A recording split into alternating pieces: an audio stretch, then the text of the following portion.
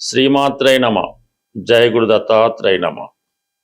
ప్రధానంగా ఎవరి జీవితంలో అయినా ఒక వ్యక్తి, అది స్త్రీయా పురుషుడా ఎవరైనా సరే, వారి జీవితం అంతా ఆనందంగా సుఖ సంతోషాలతో హాయిగా ఉండాలన్నా, సంతానం కలగాలన్నా, సౌభాగ్యం ఉండాలన్నా కంపల్సరిగా వారి యొక్క జన్మజాతకంలో శుక్రగ్రహం యొక్క స్థితిని బట్టి, బలాన్ని బట్టి ఆధారపడి ఉంటుంది. అయితే ఈ శుక్రుడు మగవారి జీవితంలో భార్యాకారకుడు అవుతూ ఉంటాడు. అంటే ఎవరైనా అబ్బాయిల జాతకంలో శుక్రుడు మంచి ఉచ్చులో ఉండి బలంగా ఉంటే వారికి బాగా సౌందర్యవతి, ధనవంతురాలు, గుణవతి అయినటువంటి భార్య రావడం జరుగుతుంది. వివాహం తర్వాత వారి జీవితం చాలా సక్సెస్ఫుల్గా వెళ్ళడం జరుగుతుంటుంది. అదే అబ్బాయిల జాతకంలో శుక్రుడు బలహీనంగా ఉన్న, నీచలో ఉన్న, పాపగ్రహాలతో కలిసి ఉన్న వారికి అనుకూలమైనటువంటి భార్య రాదు సరికదా.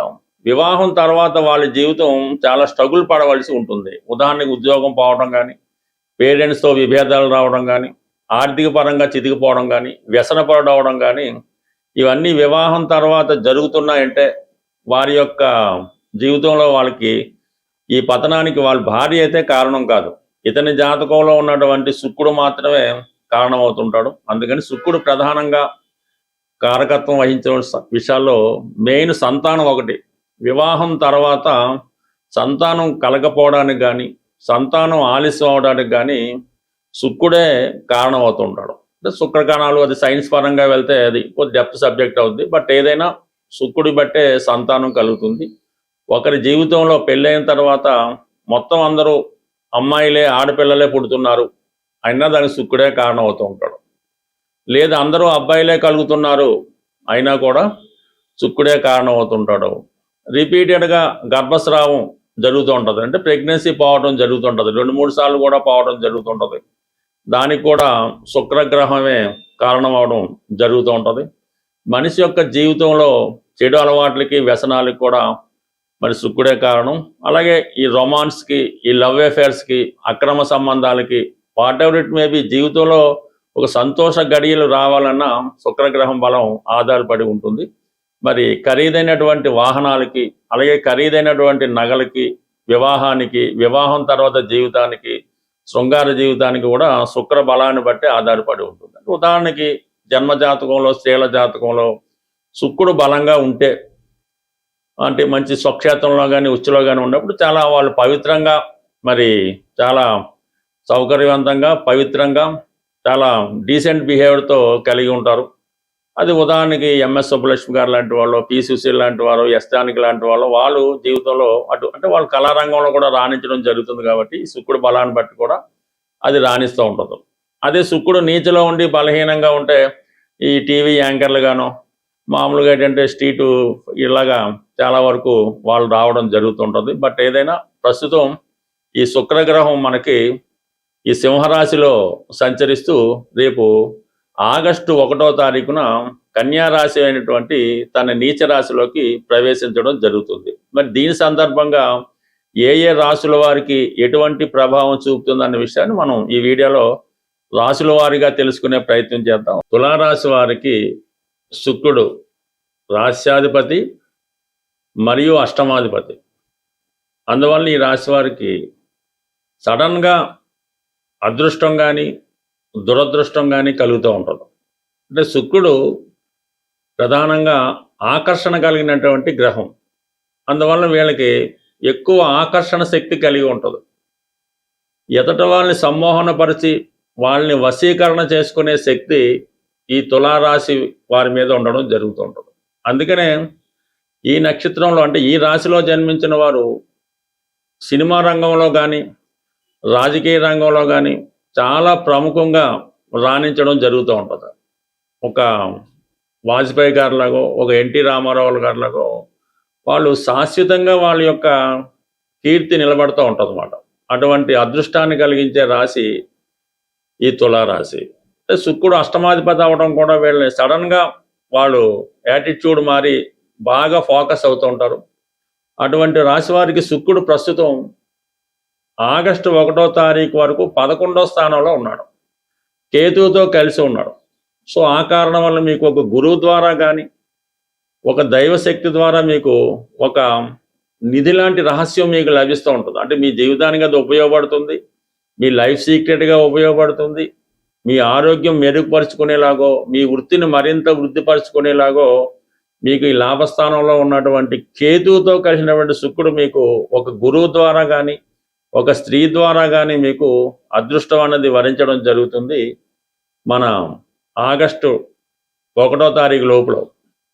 అయితే ఆగస్టు 1 తర్వాత శుక్రుడు 12వ స్థానం అయినటువంటి తన నీచ స్థితిలోకి రావడం జరుగుతుంది.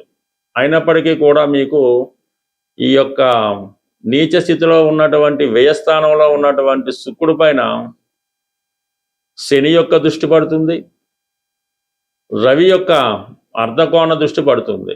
ఈ 2 శుభగ్రహాల దృష్టి వలన వ్యయస్థానంలో ఉన్నటువంటి శుక్రుడు అత్యంత బలవంతుడు అవుతూ ఉంటాడు. ఆ కారణం వల్ల ఏంటంటే మీకు వృత్తిపరంగా చాలా విపరీతమైనటువంటి అభివృద్ధి కలగడం జరుగుతుంది. ఏదైనా ఒక దూర ప్రాంత ప్రయాణం, ఒక లగ్జరీతో కూడుకున్నటువంటి దూర ప్రాంత ప్రయాణం మీరు ఈ సమయంలో చేయవలసి ఉంటుంది. ఒక పెద్ద మొత్తంలో ఒక ఆర్థిక పరంగా మీరు సహాయం చేయవలసి ఉంటుంది. అది డొనేషన్ రూపంలో ఒక దైవ కార్యక్రమానికి కావచ్చు, మీ కుటుంబంలో ఏదైనా వివాహం జరగవలసి ఉంటే మీ అమ్మాయికో ఎవరన్నా మీ యొక్క శ్రేయాభిలాషులకో ఎవరో ఒకరికి మీ చేతుల మీదుగా ఒక శుభకార్యాన్ని ఈ సమయంలో మీరు నిర్వహించడం జరుగుతుంది. మరి ఇదే సమయంలో మీ కుటుంబ సభ్యులతో కానీ మీ స్నేహితులతో కానీ లేదా మీకు అత్యంత ఇష్టమైనటువంటి ఆత్మీయులైనటువంటి వ్యక్తితో, అది ఎవరైనా అవ్వచ్చు, వాళ్ళతో కలిసి ఏకాంతంగా కొన్నాళ్ళు ఏదైనా ఒక విహారయాత్ర లాంటి వినోదయాత్ర, శృంగార యాత్ర లాంటిది ఈ సమయంలో మీరు చేపట్టే అవకాశం ఉన్నది. ఆర్థిక పరంగా కూడా విపరీతమైనటువంటి ఆర్థిక వ్యయం నడుస్తూ ఉంటుంది. అయితే అది ఇష్టపూర్వకంగా ఉన్న ఖర్చే తప్ప ఏమాత్రం ఇబ్బంది కలిగించదు. మీరు ఎంత ధనం ఇచ్చినా, ఖర్చు పెట్టినా, ఇంకో దానికి బిల్ పే చేసినా చాలా హ్యాపీగా సంతోషంగా పే చేస్తారు తప్ప అయ్యో ఇది అనవసరం వేస్ట్ అనిపించదు. అంటే తర్వాత అనిపిస్తూ ఉంటుంది. కానీ ప్రస్తుతానికి మాత్రం స్త్రీల కొరకు, వ్యసనాల కొరకు, ఎంటర్టైన్మెంట్ కొరకు మరి మనం ధన వ్యయం అన్నది జరుగుతూ ఉంటుంది. అది చూసి జాగ్రత్తగా ఖర్చు పెట్టడం మంచిది.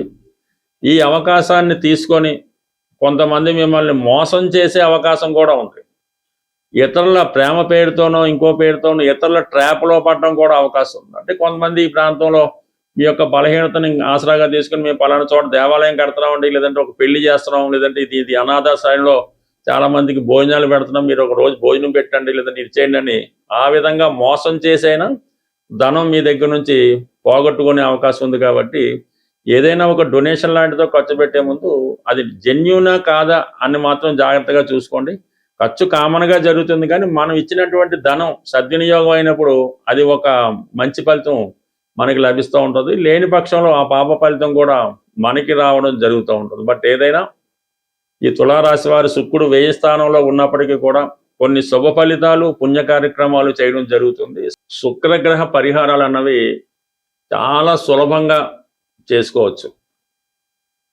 అంటే ఇంజనల్గా శుక్రగ్రహానికి డైమండ్ ఉంగరం పెట్టుకోవడం, 6 ముఖాల రుద్రాక్ష ధరించడం, ఈ బొబ్బర్లు దానం చేయడం, ఇవన్నీ కూడా ప్రాథమికంగా ఉన్నటువంటి రెమెడీలు. ఇవి అందరికీ అన్ని విషయాల్లో కలిసి రాకపోవచ్చు.